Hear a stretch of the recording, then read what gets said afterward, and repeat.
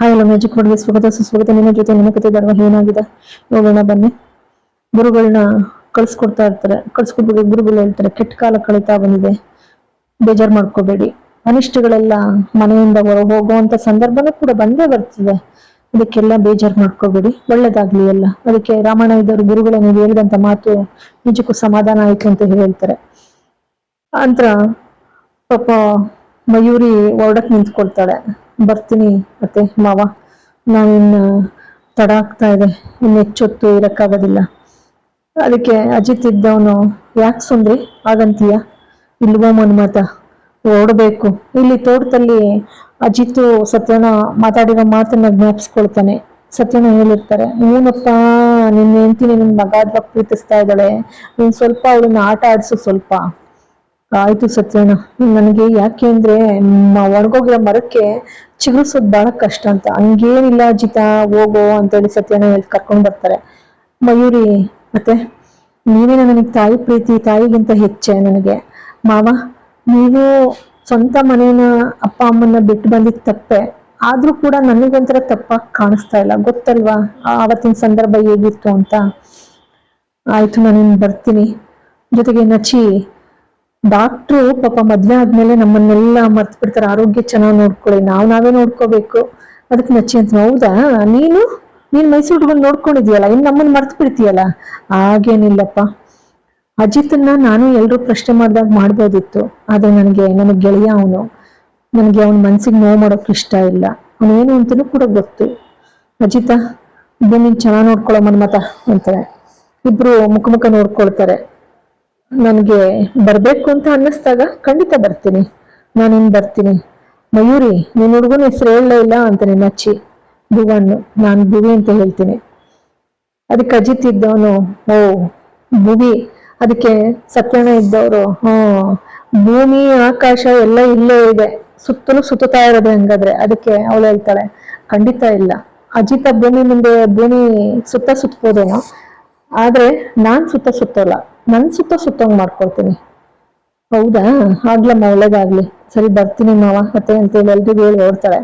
ಇಲ್ಲಿ ರೂಮಿಗೆ ಬರ್ತಾರೆ. ಬರ್ತಿದ್ದಾಗೇನೆ ಭೂಮಿನೂ ಕೂಡ ಬರ್ತಾಳೆ. ಭೂಮಿನ ಹಿಡಿದು ನಿಲ್ಸ್ಕೊಳ್ತಾನೆ. ಭೂಮಿ ತಪ್ಪಿಸ್ಕೊಳಕ್ ನೋಡ್ತಾಳೆ. ನಿಂತ್ಕೋ, ನಾನ್ ನಿನ್ನ ಎಲ್ಲ ವಿಚಾರ ತಿಳ್ಕೊಂಡೆ ನೀನ್ ಕಳ್ಸ. ಹಂಗಲ್ಲ ಸಾಹೇಬ್ರೆ, ಪೂಜೆ ಸಾಮಾನುಗಳೆಲ್ಲ ಅಲ್ಲೆಲ್ಲ ಚಲಾಪಿಲಿ ಆಗ್ಬಿಟ್ಟಿದೆ, ಎಲ್ಲ ಜೋಡಿಸ್ಬಾರ್ದಾ? ಇರ್ಲಿ, ಮೊದ್ಲು ಹೇಳು ನೀನು, ಅಲ್ಲಿ ಏನ್ ಹೇಳ್ದೆ ಸಾಹೇಬ್ರೆ, ನೀನ್ ಮರವಂತ ಗೊತ್ತಿಲ್ವಾ? ಮರಗಿರ್ಲಿ, ನಾನ್ ಜ್ಞಾಪಿಸ್ತೀನಿ. ಅಲ್ಲೆಲ್ರ ಮುಂದೆ ಏನಂದೆ, ನಾನಂದ್ರೆ ಇಷ್ಟ, ಐ ಲವ್ ಯು ಅಂತ ಎಲ್ಲ ಹೇಳಿಲ್ಲ. ಹೌದು ಸಾಹೇಬ್ರೆ, ನನಗೆ ನಿಜ ನೀವಂದ್ರೆ ಇಷ್ಟಾನೆ. ಹೌದು, ನಾನ್ ನಿಮ್ಮನ್ನ ತುಂಬಾ ಪ್ರೀತಿಸ್ತೀನಿ. ಹಂಗಂದ ತಕ್ಷಣ ಗಂಡನ್ ಮಾತ್ರ ಪ್ರೀತಿಸ್ಬೇಕಾ? ನಾವಿಬ್ರು ಅಗ್ನಿ ಸಾಕ್ಷ್ಯಕ್ಕೆ ತಾಳಿ ಮದ್ವೆ ಆಗಿರೋ ಸತ್ಯ ತಾನೆ, ನಾನಿಲ್ಲಿ ಸುಳ್ಳು ಹೇಳಿದಾಗಾಯ್ತು. ಹೌದಾ, ಹಾಗಾದ್ರೆ ಈ ಕ್ಯಾಲೆಂಡರ್ ಮಾರ್ಕೆ ಮಾಡಿಲ್ಲ ನೀನು? ಅದ ಸಾಹೇಬ್ರೆ, ಮನೇಲಿ ಪೂಜೆ ಇತ್ತಲ್ಲ, ಆ ಸಮಾರಂಭದಲ್ಲಿ ಮರ್ತು ಬಿಟ್ಟೆ ಅಷ್ಟೇ. ಹೌದಾ ಅಂತೇಳಿ ಸಿಟ್ಟಾಗಿ ಆಚೆಗೆ ಹೋಗ್ಬಿಡ್ತಾನೆ.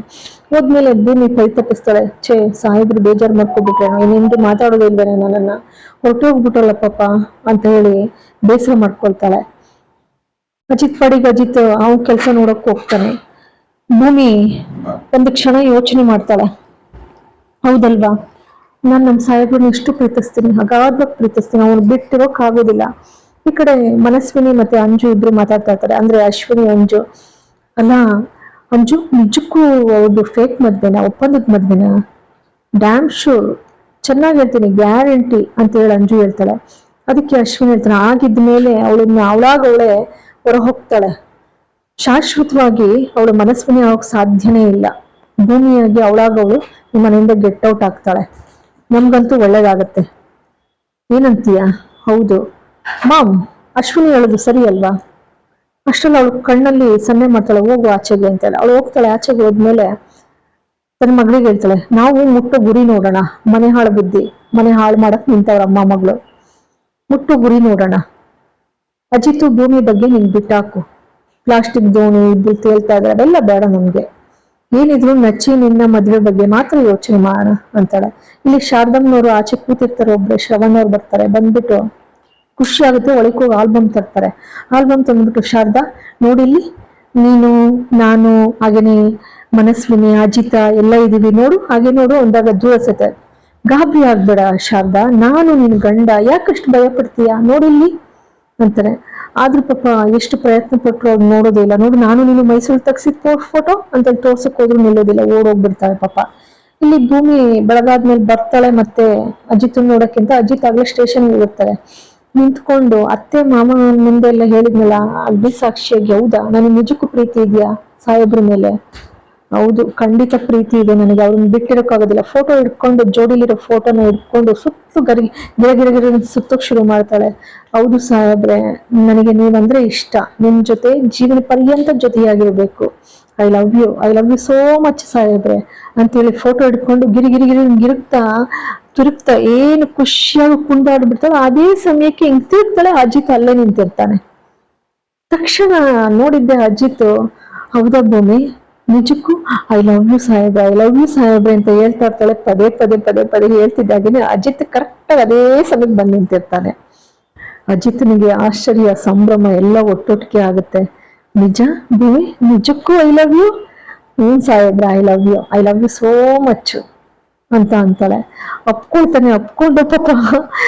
ಹಾಗೇನೆ ಮುತ್ ಕೊಡ್ತಾನೆ ಪಾಪ ಅವನಿಗೆ ಎಷ್ಟು ಸಂಭ್ರಮ ಅಂದ್ರೆ ಒಂಥರ ಸ್ವರ್ಗನೇ ದರ ಹೇಳ್ದಂಗ ಆಗ್ಬಿಟ್ಟಿದೆ ಅವನಿಗೆ. ನಿನ್ನೆ ಹೇಳ್ದಂತ ಮಾತು ಹಂಗೆ ಹಿಂಗೆ ಅಂತ ಹೇಳಿ ಮಾತು ಬದಲಿಸ್ತಾ ಇದ್ಲು ಪಾಪ. ಆದ್ರೆ ಈಗ ಬದಲಾಯಿಸಕ್ಕೆ ಚಾನ್ಸೇ ಇಲ್ಲ, ಯಾಕೆಂದ್ರೆ ರೂಮಲ್ಲಿ ಇವ್ರಿಬ್ರೇ ಇರೋದು. ಆ ಕ್ಷಣದಲ್ಲಿ ಅವಳು ಏನ್ ಹೇಳಿಲ್ಲ ಮಾತು 100ಕ್ಕೆ 100 ಸತ್ಯ.